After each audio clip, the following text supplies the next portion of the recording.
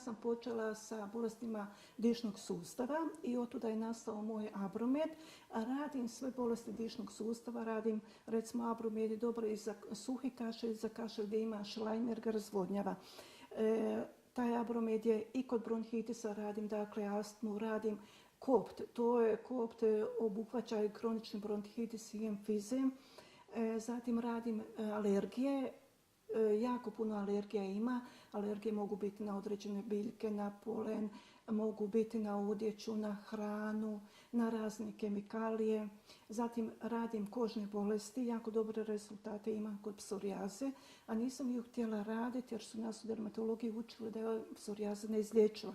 Međutim, ja radim miješavne čajeva, masti i jednu uljnu mješavnu ako čovjek ima psorijazu na vlasištu.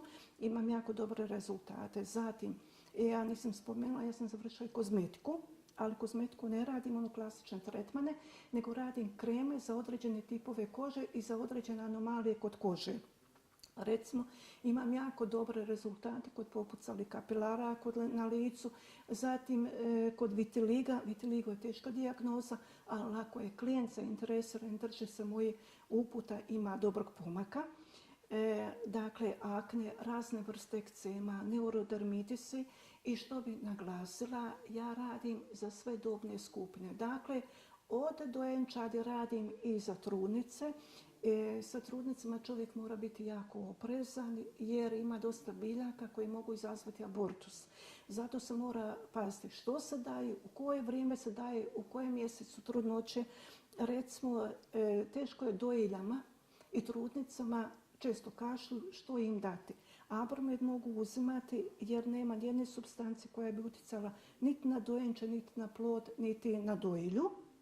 I još bih spomenula, kod sportaša, svi moji proizvodi ne sadrže jednu supstancu koja je bila pozitivna na doping.